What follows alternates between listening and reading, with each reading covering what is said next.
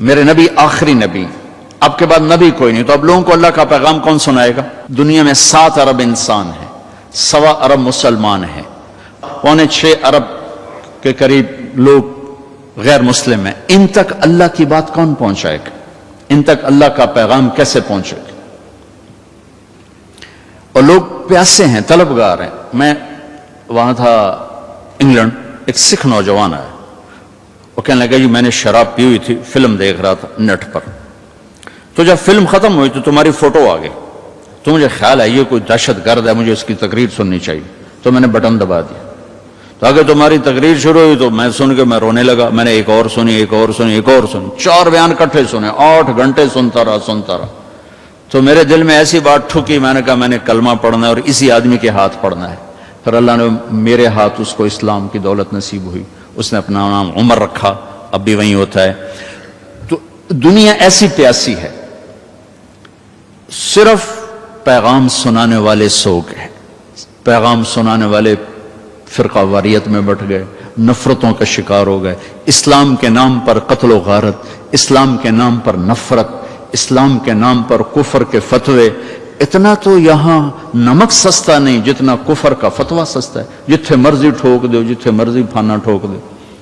بھائی اس امت کو تو ہم نے تو غیروں کو اپنا بنانا ہے، غیروں کو اسلام میں لانا ہے، ایک دوسرے کے لیے برداشت کے دروازے کھولنے ہیں۔ سارا معاشرہ صبر سے بنتا ہے، معاشرے میں جو حسن پیدا ہوتا ہے وہ اخلاق سے پیدا ہوتا ہے۔ نماز روزہ ہمیں ڈھانچہ بناتے ہیں، ایمان ہماری بیس بناتا ہے، نماز روزہ حج زکوٰۃ ڈھانچہ بناتے ہیں، اور اچھے اخلاق اور صبر وہ اس کو خوبصورت ڈیکوریٹ کرتے ہیں۔ جس معاشرے میں صبر نہ ہو، اخلاق نہ ہو، وہ معاشرہ درہم برہم ہو جاتا ہے، ٹوٹ پھوٹ جاتا ہے، اور وہ انارکی کا شکار ہو جاتا ہے۔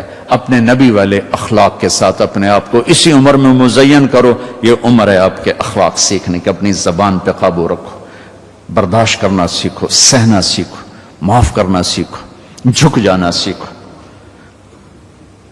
اپنی زندگی کو اگر اوپر لے جانا چاہتے ہو تو نیچے ہونا سیکھ لو، جھکنا سیکھ لو۔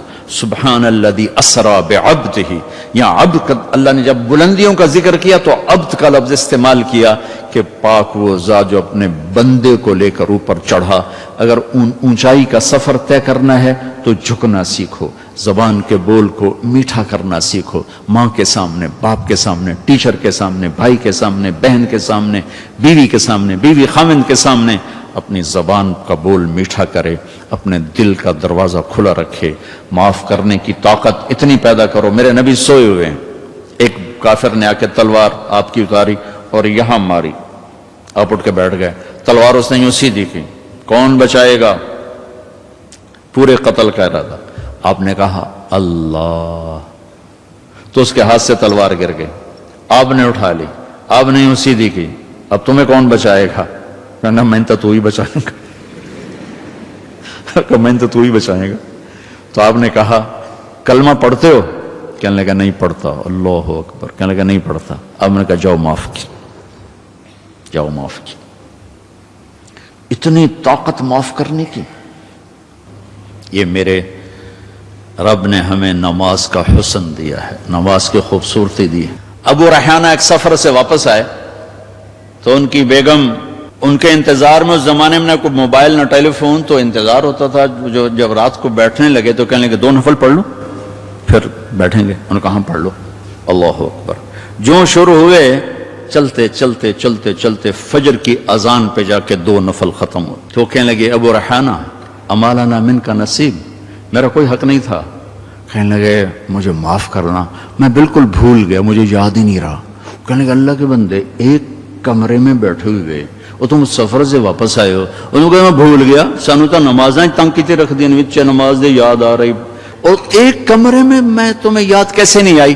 کہنے لگے جب میں نے قرآن شروع کیا تو جنت میرے سامنے ایسی آئی کہ مجھے بھول ہی گیا کہ میں کہاں کھڑا ہوا۔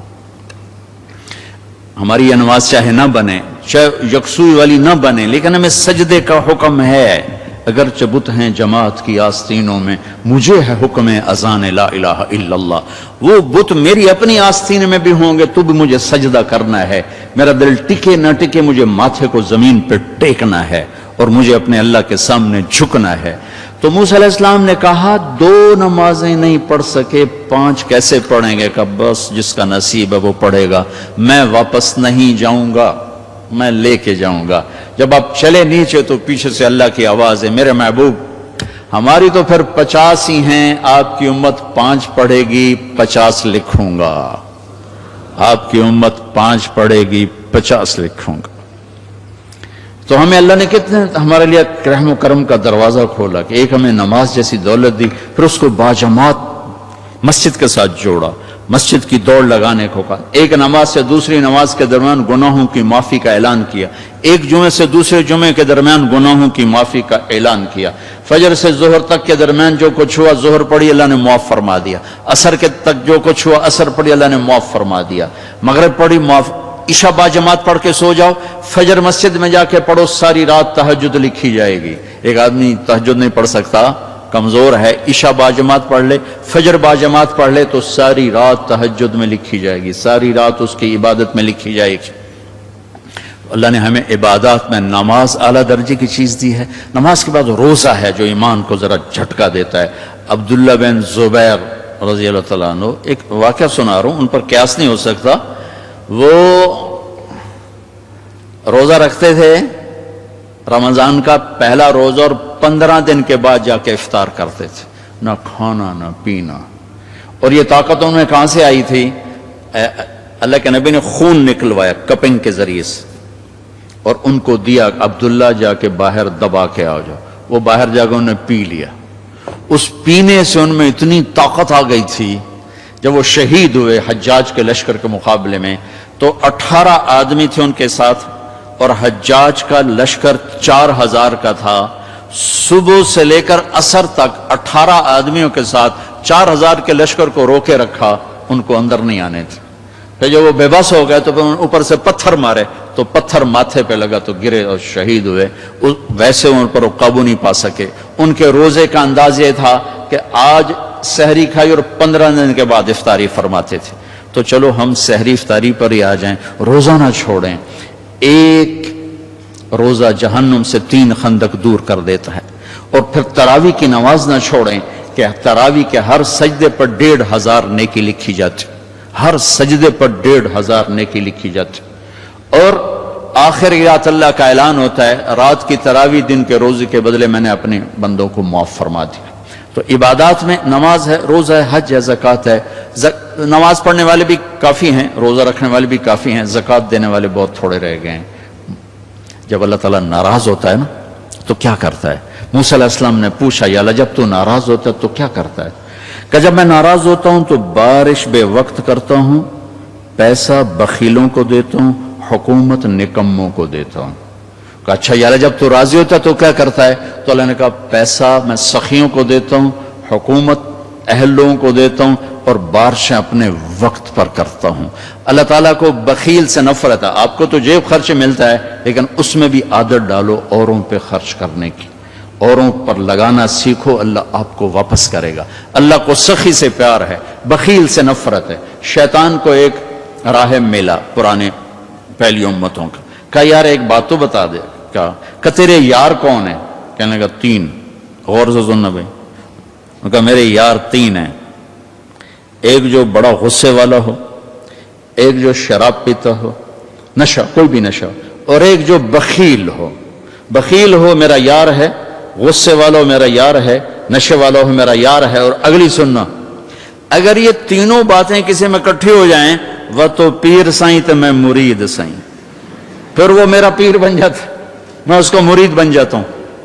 ایسا بڑا شیطان بنتا ہے کہ شیطان بھی اس سے پناہ مانگتا ہے۔ تو میرے عزیزو سخاوت سیکھو، سخاوت۔ عام فطرت بخل ہے، بخل ہے، کوئی پیدائشی سخی ہوتا ہے۔ ایک دفعہ حاتم تائی سے کسی نے پوچھا اپنے سے بڑا سخی دیکھا ہے؟ کہنے لگا ہاں ہر بدو مجھ سے بڑا سخی۔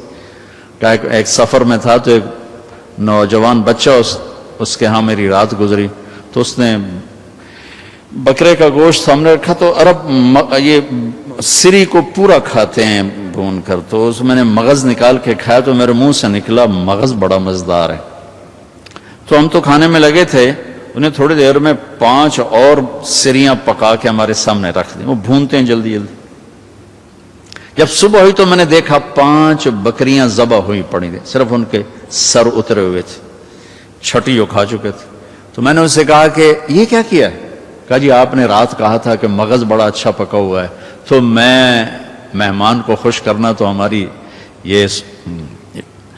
ایک ثقافت ہے، تو میں نے صرف بکرے کو سریاں کاٹ کاٹ کے آپ کو کھلا دی۔ کہا تیرے پاس کتنی بکریاں ہیں؟ کہا جی بھائی یہی 5۔ کہا تو اب تو؟ کہا جی اب ہمارا اللہ وارث ہے، مہمان تو خوش ہو۔ تو حاتم سے اس نے پوچھا پھر تم نے اسے کیا دیا؟ کہا میں نے اسے 500 بکریاں دی اور 100 اونٹ دیے۔ تو اس نے کہا پھر تو بڑا سخی؟ کہا نہیں میں بڑا سخی نہیں، میں نے تو اپنے مال میں سے تھوڑا سا دیا، اس نے سارا مال میرے اوپر لگا دیا تھا۔ مسلمان اور بخل کٹھے نہیں ہوتے، مسلمان اور بخل کٹھے نہیں ہوتے۔ سعد بن عبادہ یا رسول اللہ آپ کو مغز کھلانا ہے، آپ نے کہا لے آؤ۔ اگلے دیکھو دیگوں میں مغز آ رہا، آپ نے کہا یہ کیا ہے؟ کہا جی آپ کو کھلانا تھا، میں نے 100 اونٹ ذبح کیے ہیں، صرف ان کا مغز پکا کے آپ کو کھلانے لے کر آیا ہوں۔ یہ مسلمان کی سخاوت ہے۔